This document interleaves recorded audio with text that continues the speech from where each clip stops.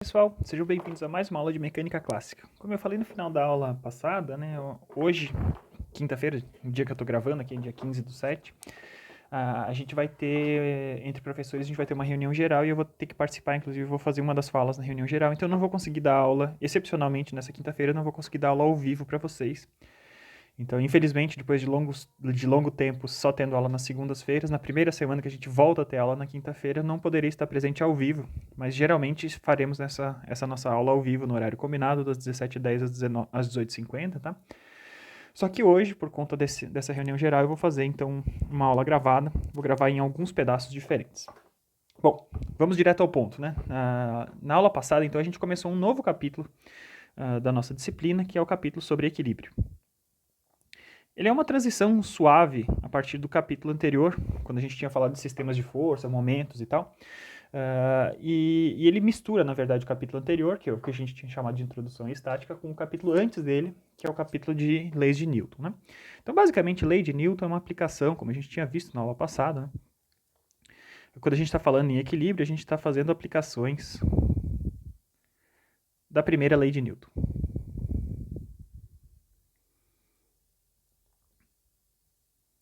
A primeira lei de Newton, a lei da inércia, nos dava informações a respeito de corpos que estavam em inércia, né? Então com velocidade constante. Se ele tem uma determinada velocidade constante ou velocidade angular constante, né? Lembre-se que a gente sempre tem que pensar no estado de movimento linear e no estado de movimento rotacional, né? Respectivamente relacionados com forças e com momentos. Sempre que a gente tinha alguma coisa que estava no estado inercial, com alguma dessas velocidades constantes, a gente sabia que forças resultantes e momentos resultantes teriam que ser nulos. Porque forças e momentos resultantes são coisas que alteram estados de movimento, altera a condição de movimento linear e movimentos rotacionais. Então, se alguma coisa tem velocidade constante, as forças resultantes que agem sobre essa determinada coisa, somadas, todas as forças diferentes, são nulas. A gente já tinha visto, então, como lidar com sistemas de forças no capítulo anterior.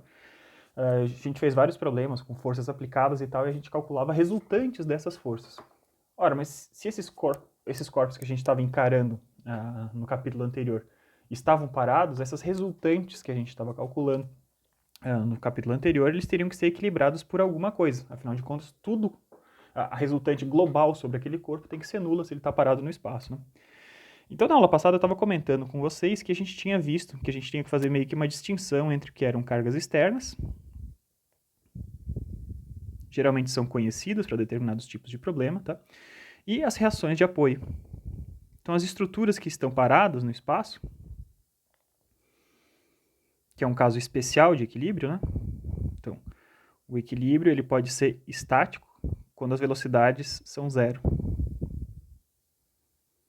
Então, a primeira lei de Newton vale sempre que a velocidade é constante. Um caso específico para o qual a velocidade é constante é quando a velocidade e a velocidade angular são nulas, né? Tá? A velocidade angular vou denotar pelo ômegazinho, tá?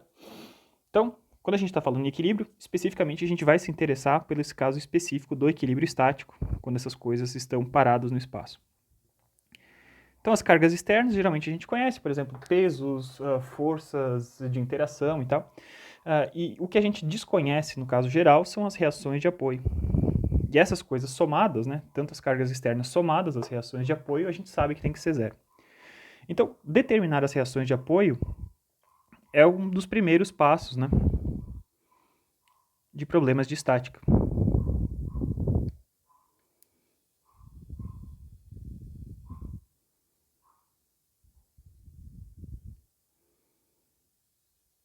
Para a gente determinar as reações de apoio, a gente precisa utilizar equações, né? Determinar reações de apoio quer dizer encontrar valores de incógnitas, tá?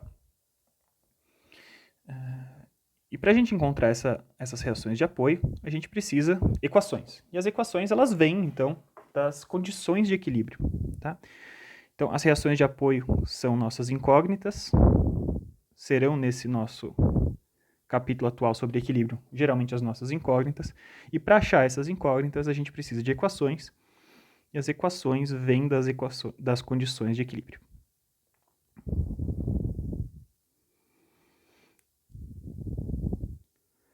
As condições de equilíbrio, eu mencionei também na aula passada que quando a gente está com problemas em duas dimensões, que é como a gente está começando este capítulo agora, né? Assim como a gente fez com os anteriores, né? Em duas dimensões, as condições de equilíbrio nos fornecem, no máximo, 3 equações independentes.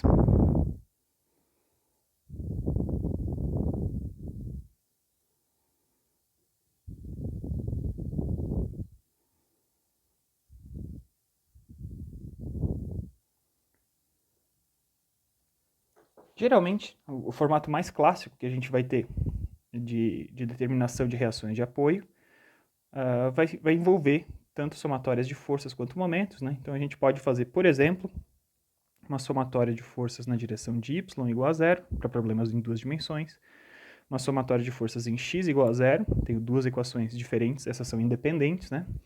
E também vai ser independente de um somatório de momentos com relação a qualquer ponto do espaço. Não precisa nem ser um ponto apenas do corpo, porque se um corpo está em condição estática, ele está parado com relação a todo o espaço, a gente pode fazer contas de somatória de momento ser nulo, né? A soma de todos os momentos aplicados ser nulo com relação a qualquer ponto do espaço. Então essa é a configuração mais clássica que a gente vai ter, o conjunto mais básico. Equivalente a ela, eu posso, por exemplo, né, como eu posso fazer somatória de momentos com relação a qualquer ponto do espaço, a gente pode, por exemplo, fazer conjuntos alternativos de forças, né? Então a gente tem alternativas, na verdade, né?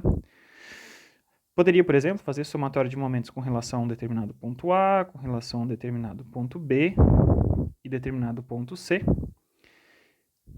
Cada uma dessas seria independente das anteriores, mas a partir do momento, se eu tentasse botar somatória de momentos com relação a um quarto ponto, é possível a gente mostrar que todas as informações contidas nessa quarta somatória de momentos já estavam contidas nas anteriores, ou seja, ela não é independente, né? Eu posso fazer, então, somatórias de momentos com relação a pontos, com determinados pontos, ou ainda fazer combinações, né? Fazer uma somatória de forças em y igual a zero e duas somatórias de momentos, por exemplo. Eu tenho várias opções diferentes, sempre sabendo que as condições de equilíbrio estático vão nos fornecer, no máximo, três equações independentes. Não quer dizer que apenas as condições de equilíbrio estático sejam, quer dizer, que a gente só consiga sempre resolver apenas três condições, três reações de apoio.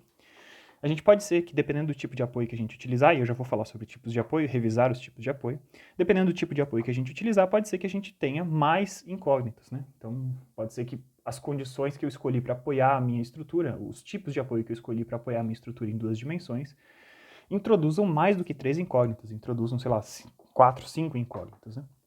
Para esse caso, não é que seja impossível a gente determinar os valores dessas reações de apoio, logicamente, né? Mas quer dizer que a gente vai ter que inserir mais informações além das equações de equilíbrio. Sempre que eu tenho exatamente o mesmo número de incógnitas e de condições de equilíbrio, a gente está falando de estruturas isostáticas, tá? Então, vamos botar aqui. E o tipo de estrutura que a gente vai mais se preocupar nesse nosso capítulo são as estruturas isostáticas. São as estruturas para as quais a gente tem três incógnitas em duas dimensões, né? E três equações de equilíbrio. Isso em duas dimensões. Sempre que a gente tiver exatamente o mesmo número de incógnitas e de equações de equilíbrio, né, em uma, duas ou três dimensões, a gente vai chamar essas estruturas de isostáticas. As estruturas, por sua vez, que têm mais incógnitas, né, mais valores desconhecidos de reação de apoio do que equações de equilíbrio, são as estruturas que a gente chama de hiperestáticas. E as estruturas que também pode acontecer, estruturas que a gente tenha menos equações do que as condições, menos incógnitas do que o número de equações, são estruturas que são, de certa maneira, cujo equilíbrio em duas dimensões não está 100% determinado. São estruturas hipostáticas, são coisas que podem ser consideradas, sei lá, mecanismos praticamente, tá? Então a gente tem que entender os tipos de apoio, né? A gente viu isso também na aula passada, e eu prometo que eu já estou acabando a minha revisão aqui, né? Os tipos de apoio diferentes são as formas que eu posso utilizar para fixar a minha estrutura ao espaço. E os tipos de apoio, eles introduzem, dependendo do tipo de apoio, né? Eles introduzem diferentes valores de reação de apoio, valores e tipos, né? reação de apoio, eu vou começar a escrever Rx apoio, tá? Dependendo do que eles são capazes dependendo do que são capazes de restringir.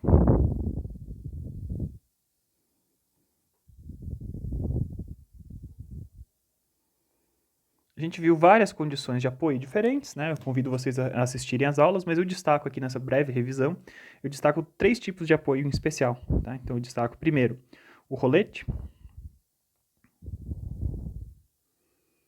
tá? Os roletes, geralmente, eles têm diversas representações equivalentes, né? Mas digamos, se eu tenho uma estrutura apoiada aqui, eu posso desenhar ela dessa forma, eu vou tender a preferir desenhar dessa forma. E os roletes, então, eles não impedem movimentos paralelos a essa superfície onde eles estão apoiados, mas impedem movimentos na vertical aqui, nesse nosso caso, né? Então, sempre a gente vai introduzir uma reação de apoio de acordo com as coisas que estão restritas, tá? Então, esse tipo de movimento aqui está sendo impedido. Então, a gente vai chamar esse cara aqui, se o ponto tiver ponto A, por exemplo, a gente vai chamar de RAY. É a única coisa que ele restringe, né? O rolete permite rotações livres, né? Segundo tipo de apoio importante são os pinos ou articulações. Os pinos são desenhados de forma parecida, só que eu não tenho as bolinhas ali embaixo daquele triângulo. O triângulo está fixo num determinado ponto do espaço. A estrutura é livre para girar ao redor desse pino ou da articulação, tá? Então, nesse ponto A, ela é livre para girar, mas ela não vai, aquele ponto de fixação não vai se deslocar no espaço. Então, um pino, ele insere reações tanto na direção paralela quanto na direção normal à superfície. E, finalmente, um último tipo de apoio muito importante é o tipo de apoio de engaste. Engaste é quando alguma coisa está, no popular, né, dizendo, está chumbada numa determinada superfície. Então, isso pode estar na vertical ou na horizontal, digamos que a gente esteja com a estrutura na horizontal aqui. Se ela está chumbada na parede, né, a parede vai impedir movimentos para cima e para baixo, assim como antes. RAY, RAX. E além disso, ele não vai permitir que essa estrutura gire, né? O ponto que está chumbado na parede, ele não vai girar, então ele está associado. Como ele não permite rotações, isso está associado a um momento de reação no ponto A, né? Digamos que esse aqui também seja o ponto A. Então esses são alguns dos principais tipos de apoio que a gente vai utilizar para resolver diferentes tipos de problema. Na aula passada eu já comentei, né, dicas de como que a gente vai começar a abordar esses problemas, né? O importante sempre, né, seja qual for o tipo de problema que a gente esteja resolvendo, né, a gente vai sempre começar por um diagrama de corpo livre. O diagrama de corpo livre, ele isola a superfície, a estrutura de interesse, a estrutura, de análise, né, que a gente está mais interessado, a estrutura que eu preciso isolar do resto do mundo para descobrir as minhas incógnitas, tá? E basicamente, então, o que a gente está fazendo, né, a gente está substituindo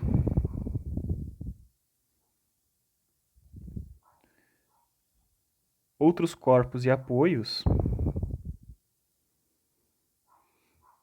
pelas forças, ou pelas cargas, né, no geral, temos forças e momentos, né, pelas cargas que introduzem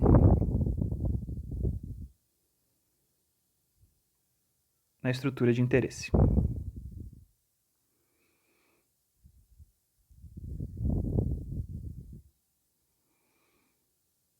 Tá bom? Então, isso é um breve panorama daquilo que a gente viu na aula passada, tá? Uma recapitulação do que a gente viu na aula passada. Na aula passada eu já resolvi 2 problemas e eu acho, pelo menos na minha forma de entender essa disciplina, a melhor forma da gente entender essas coisas e explicar essas coisas é fazendo exercícios, efetivamente. Então, eu vou fazer mais alguns exercícios, tá? Agora eu vou gravar, não sei se eu vou conseguir gravar 1 ou 2 exercícios agora, antes da gente fazer uma pausa na gravação do vídeo. Em seguida, no começo da tarde, eu gravo mais algumas resoluções de exercício e com isso vocês têm acesso a bastante material aí para se basearem para a resolução dos exercícios de vocês, tá bom? Então vamos lá. Vamos resolver então o primeiro exercício 3.12. Estamos sempre no livro do Craig, no livro de estática do Craig. Então o exercício 3.12 é o seguinte. Determine o módulo da força P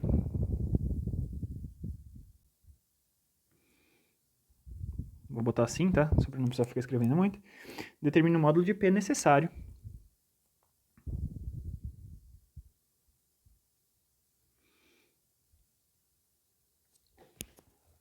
para elevar uma extremidade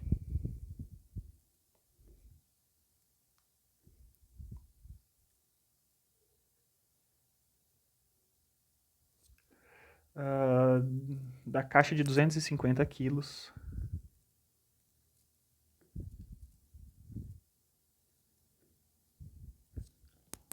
com o carrinho na posição mostrada.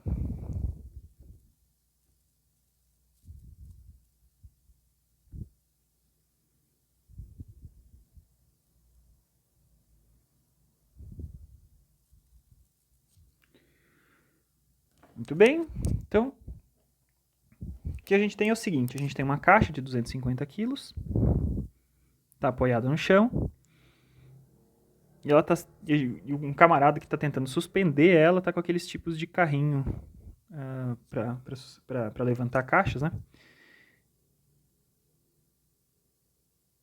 Então tem alguém aqui que está segurando esse carrinho.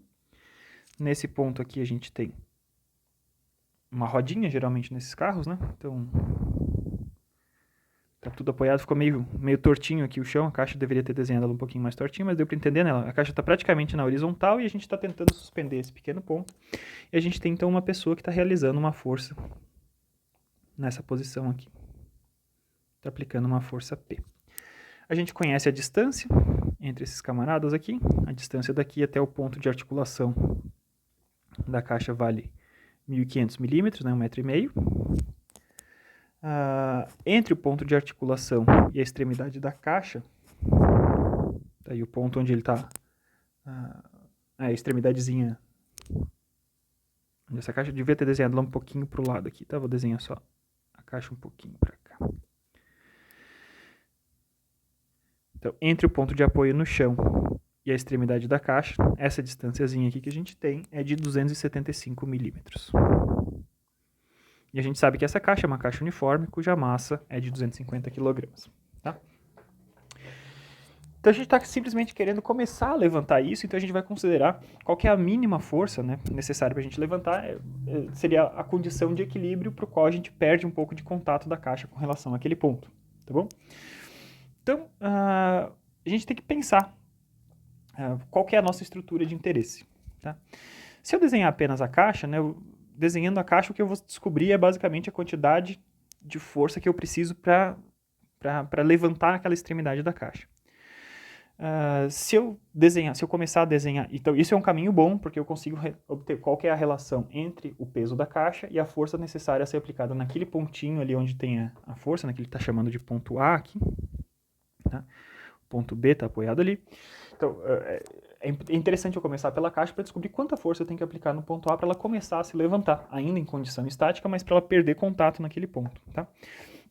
Se eu começar apenas pelo carrinho, observe que eu não conheço a força P e não conheço quanta força eu preciso fazer em A.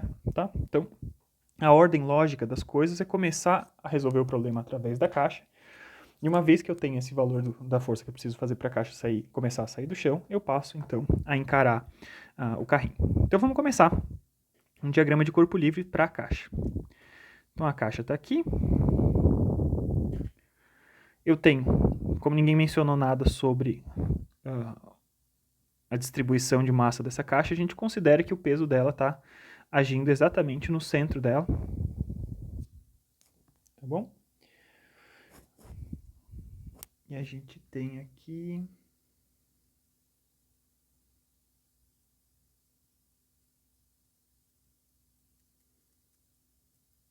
Acho que ficou faltando aqui uma distância, né? Se ele não nos der essa distância, eu não tenho como descobrir. Vamos determinar essa distância aqui, tá? Para mim, ficou faltando essa distância aqui. Vamos supor que essa caixa, então, tenha 750 milímetros de lado, né? Desse tamanho. Então, essa massa aqui, o peso da caixa, né? Eu não vou confundir com a força, com o P que ele está fazendo, vamos chamar de W, né? De peso em inglês, weight. Massa vezes a gravidade. Tá? E a gente vai, então, calcular quanto é que vale esse peso da caixa. Então, se eu tenho 250 quilos, A gente tem, então, 250 vezes 9,8. Dá 2.450 newtons. Esse é o peso da caixa. Então, essa caixa está sujeita a esse peso. Eu vou supor, então, que ela esteja apoiada no ponto B. E eu vou supor que no ponto B seja quase como se fosse uma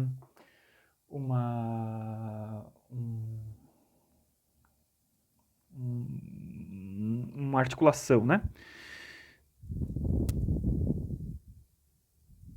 Tá? E aqui, então, essa caixa está sendo sustentada, né? Eu estou aplicando essa força em A através desse carrinho. Então, o que eu estou querendo descobrir? Estou querendo saber qual que é a mínima força em A para que a gente perca contato da caixa com relação ao ponto A, né? Que a gente comece a suspender essa caixa com relação ao solo. Tá? Se a gente botar pouca força, essa caixa vai continuar em contato. Para essa caixa começar a perder contato, a gente precisa fazer algumas contas. Tá? Então, a força em A é uma das minhas incógnitas. Tá? Eu sei que em B a gente vai ter ainda uma força aplicada. Né? A reação de apoio vai estar ali em B. Sem dúvida, enquanto eu estou começando a suspender essa caixa, a gente vai ter uma reação na direção Y do ponto B. Tá? Mas eu não estou interessado em descobrir quanto é que vale essa reação no ponto Y, no ponto B na direção de Y. Eu estou interessado em descobrir quanto é que vale FA. Então, na verdade, o que me interessa é buscar uma equação, uma das condições de equilíbrio que eu possa escrever para a gente conseguir calcular FA. Então, eu conheço quanto é que vale W, não conheço quanto vale FA e não conheço quanto é que vale RYB. Então, se eu quero calcular alguma coisa que me dê um valor de FA, mas que não envolva RYB, uma coisa que eu posso fazer é fazer um somatório de momentos com relação ao próprio ponto B. Se essa caixa está parada, a gente está na iminência, né, dessa caixa começar a subir, o somatório de momentos com relação ao ponto B nessas condições vale zero. E por que eu faço isso? Eu faço isso porque a força RYB que passa pelo ponto B não tem braço de alavanca com relação ao ponto B. Então ela não entra nessa conta. Ao fazer somatório de momentos com relação ao ponto B, a gente vai imediatamente descobrir apenas FA, né, porque a somatório de momentos com relação ao ponto B não envolve as forças que agem em B. Então, quem que eu tenho aqui? Né? Eu preciso descobrir, para cada uma dessas coisas, né, quanto é que valeria o momento individual, o efeito individual de cada uma dessas forças com relação ao ponto B. Se a caixa tivesse, então, fixa com esse pino virtual ali no ponto B, e só tivesse a força em A faria essa caixa girar no sentido anti-horário. Eu tenho uma distância total, né, a lateral da caixa, vamos chamar esse cara aqui de L, tá?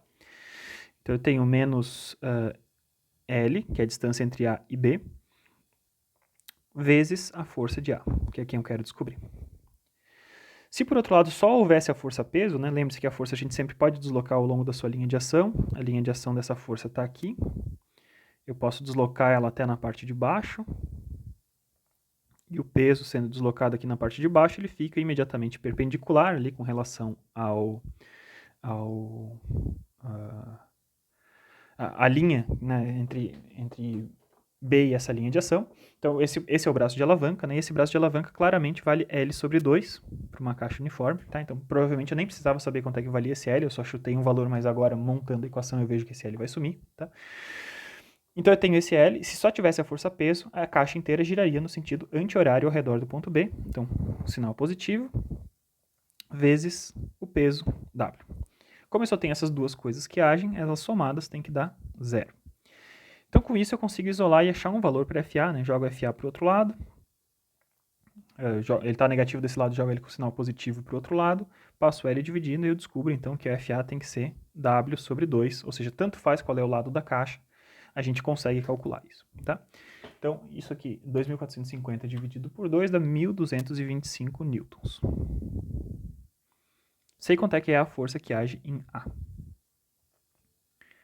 Só que a minha pergunta não é a força, quanto que é da força que age em A, mas sim qual é a força que eu tenho que botar lá na outra extremidade do carrinho. Então, para isso, eu vou desenhar um outro diagrama de corpo livre, agora apenas do carrinho, né?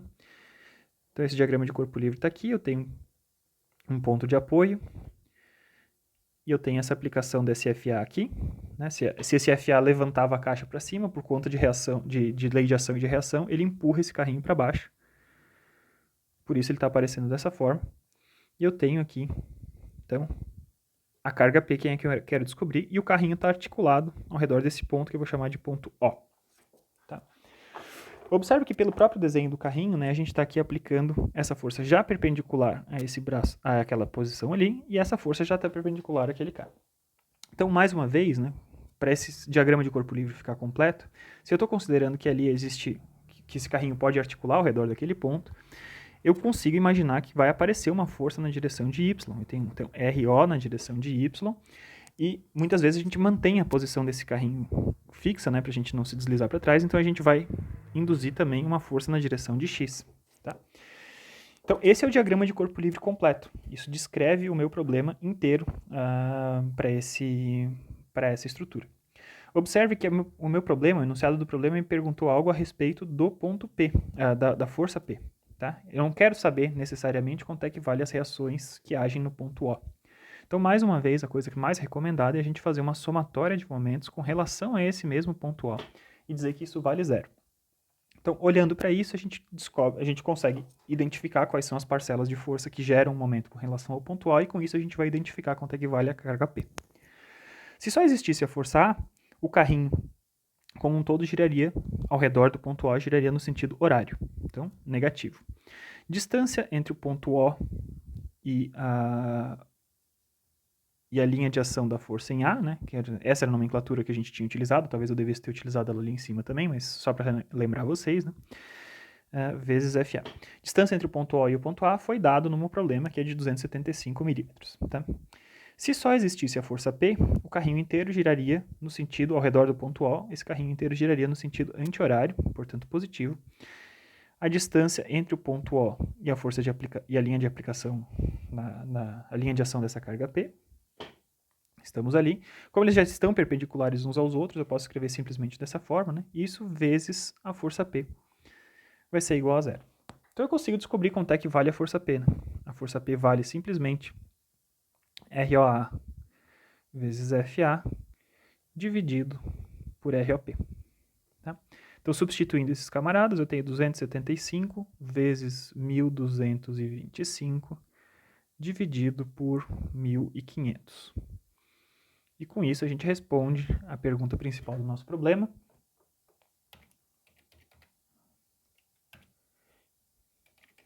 que nos dá 224,6 newtons. Essa é a força que a gente tem que aplicar na manopla do carrinho para levantar uma caixa de 250 kg.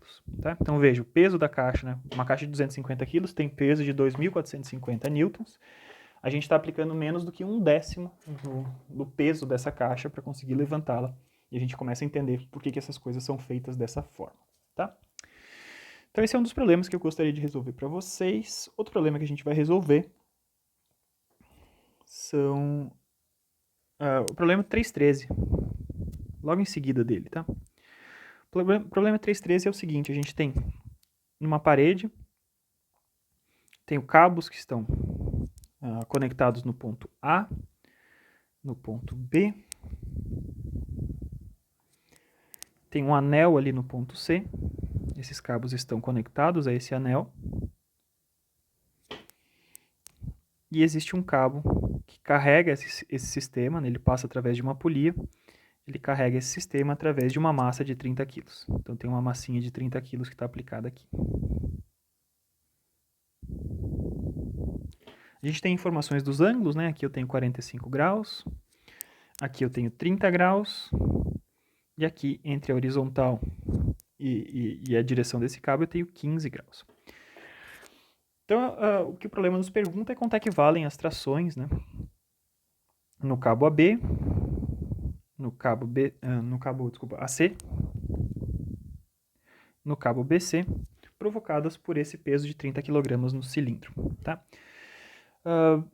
Mais uma vez a gente pode fazer vários tipos de coisa, né? Mas a gente já tinha descrito isso na aula passada, que sempre que eu tenho uma polia, né, eu sempre posso isolar, encarar a própria polia e fazer um diagrama de corpo livre pelo cabo que passa ao redor de uma polia, a gente descobre, né, pela somatória de momentos com relação ao centro da polia, que a tração, esse aqui é o ponto C, né, esqueci de marcar, e aqui é o ponto D, que a tração no cabo de um lado e de outro da polia tem que ser igual, né, para uma polia ideal, para uma polia que não tem atrito. Então a tração que age nessa porção do cabo aqui, deixa eu marcar aqui, nessa porção do cabo aqui, é exatamente igual à tração que age nessa porção do cabo aqui. Revejam a aula passada para vocês entenderem, né? Então a tração que age nesse ponto do cabo aqui, eu posso determinar por um diagrama de corpo livre, né? Podemos fazer isso bem consistentemente, diagrama de corpo livre da massa, né? Então a massinha está parada, ela tem um peso, que é determinado pela massa vezes gravidade, ela está sendo sustentada pela essa tração do cabo CD, como a gente viu que é a mesma porção, né? Tem que ser a mesma tração na porção CD e na porção D até a massinha, né? Está sustentado pelo cabo CD e a gente descobre então que T de CD tem o mesmo valor do peso, que é 30 vezes 9,8, 294 newtons. Tá? Então a tração de CD a gente sabe que vale 294 newtons. E com isso eu consigo levar essa força para encarar especificamente o ponto C. Né? O anel do ponto C é o anel que envolve essas duas forças que eu desconheço. Tá? Então eu vou fazer um diagrama de corpo livre agora, exatamente para aquele anel. Então tem o anel do ponto C, que está sendo carregado então com a tração de CD aplicada a 15 graus com relação horizontal. Além disso, a gente tem a tração do cabo AC, que eu quero descobrir, e a tração do cabo BC, que eu também quero descobrir. Tá? Então, T de CD eu sei quanto é que vale, 294 newtons. T de AC e T de BC eu desconheço quanto é que vale. Tá? Os cabos são um caso especial, né? Os cabos sempre só podem ser carregados em tração e sempre eles só realizam forças na direção geométrica para a qual ela está aplicada. Então, eu sei que essa força de AC, ela vai estar alinhada com essa posição desse cabo de AC. Se a posição do cabo de AC está a 45 graus, eu sei. Se lá em cima tinha 45 graus, eu sei que aqui eu vou ter 45 graus também. E se lá embaixo eu tinha 30 graus entre a vertical e esse cabo BC, agora eu sei que do lado de cá eu vou ter 60 graus para o cabo BC. Tá? Então, para essas condições, se esse anel está parado no espaço, a gente pode utilizar as condições de equilíbrio, tá? Observe que agora não nos adianta fazer somatórias de momentos, porque todas essas forças, na prolongação dessas forças, elas passam pelo centro desse anel C. Então, se eu fizesse uma somatória de momentos com relação ao centro desse anel C, todas essas forças se anulam e basicamente eu não tenho informação nenhuma. Eu tenho zero igual a zero, não tenho nada que gere momento, isso tudo somado, nada vai ser igual a nada, né? Então, não nos adianta fazer isso, né? Para esse problema, então, vai ser mais interessante a gente fazer, mais interessante não, vai ser fundamental a gente fazer as somatórias de forças iguais a zero. Então a gente vai dividir esse problema, né? Perceba que eu tenho duas incógnitas, tá? E eu vou fazer duas somatórias de força. Vou fazer somatória de forças na direção de y e somatória de forças na direção de x. Para isso a gente vai precisar fazer decomposições desses camaradas, tá? Então a gente vai observar onde é que estão esses ângulos que estão sendo dados, tá? Eu já posicionei todos os ângulos medidos com relação à horizontal. Com isso a gente vai ter um formato mais tranquilo para tratar, né? Então, as forças, né, na direção de y, as componentes verticais que agem sobre esse camarada são sempre os catetos opostos a esses ângulos que estão marcados ali no meu diagrama de corpo livre, tá? Então, vocês percebem, a gente tem os ângulos, tem as forças, cada uma delas tá com um ângulo denotado entre ela e a linha horizontal, e eu consigo, então, achar quanto é que valem consigo achar expressões para esses catetos opostos, né? Então, quanto é que vale o cateto oposto de uma força que está inclinada, né? Ela basicamente vale seno do ângulo vezes a força. Então, o T de CD vezes seno de 15 vai me dar o TCD Y. Componente Y de T de CD. Então, ele está apontando para cima, essa pequena componente. Isso vai ser somado com a componente Y do cabo AC. Então, tem T de AC vezes seno de 45 graus.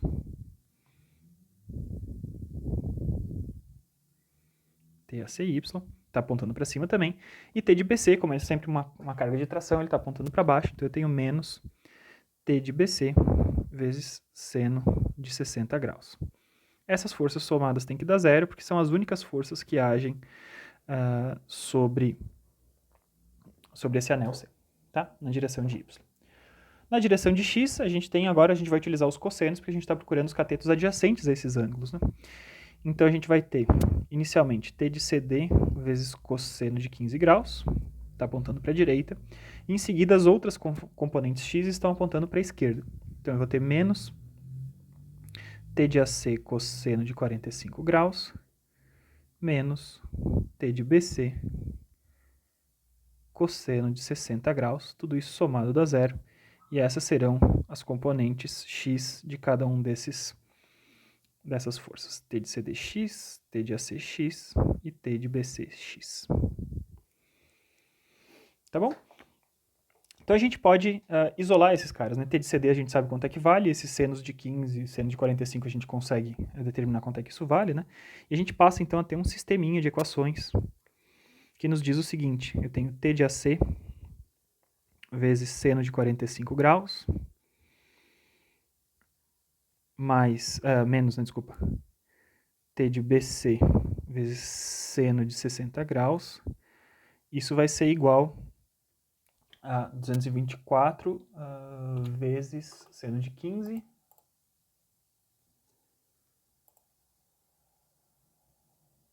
294 vezes seno de 15 me dá 76,1, então menos 76,1 newtons. E a segunda equação do meu sistema de equações vai ser menos T de AC vezes cosseno de 45 graus, menos T de BC vezes cosseno de 60 graus. Isso vai ser igual, então, a 294 vezes cosseno de 15. Isso vai nos dar 284, basicamente, tá? Então, menos 284. Então, posso usar qualquer tipo de estratégia para a resolução desses problemas, né? Eu, especificamente, vou fazer o seguinte, né? Observe que seno de 45 é igual a cosseno de 45. Então, na verdade, esse termo aqui é igual a esse termo aqui. O módulo do termo de cima é igual ao módulo do termo de baixo. Então, se eu simplesmente somar essas duas equações, eu tenho o termo de cima, T de AC vezes seno de 45, menos T de AC vezes cosseno de 45, ou seja, essas duas coisas acabam sumindo, tá? Então, somando essas duas equações, o que eu estou fazendo aqui, estou somando essas duas equações, eu sei que eu tenho menos T de BC vezes seno de 60, mais cosseno de 60. Observe que ele tinha sinal negativo dos dois lados, né? Isso aqui vai ser igual, então, a 284 com 76,1. Então, isso aqui vai dar menos 360,1, né? Eu posso cortar esses menos todos, né?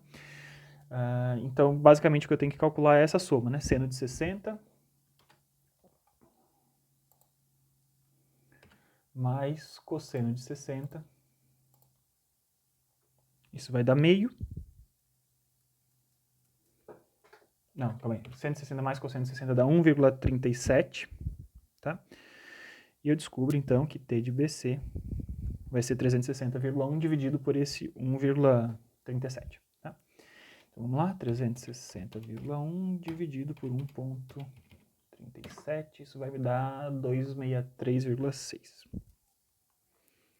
263,6 newtons é o valor de T de BC. E agora eu consigo achar quanto é que vale o T de AC utilizando qualquer uma dessas equações, tá? Vamos pegar, por exemplo, a segunda, tá? Então eu vou ter menos T de AC vezes cosseno de 45 graus. Isso vai ser igual a menos 284 mais o T de BC, que é 263,6, desculpa, vezes cosseno de 60, que é meio, né? Então, isso vezes cosseno de 60 vai me dar 131,8 menos 284 vai dar menos 152. e eu vou dividir isso por cosseno de 45. Então eu vou chegar à conclusão que T de AC vai ser igual a 215,2 newtons. Observe o seguinte, né? A gente fez as contas aqui e esses dois valores deram positivos. Eles têm que dar positivos obrigatoriamente.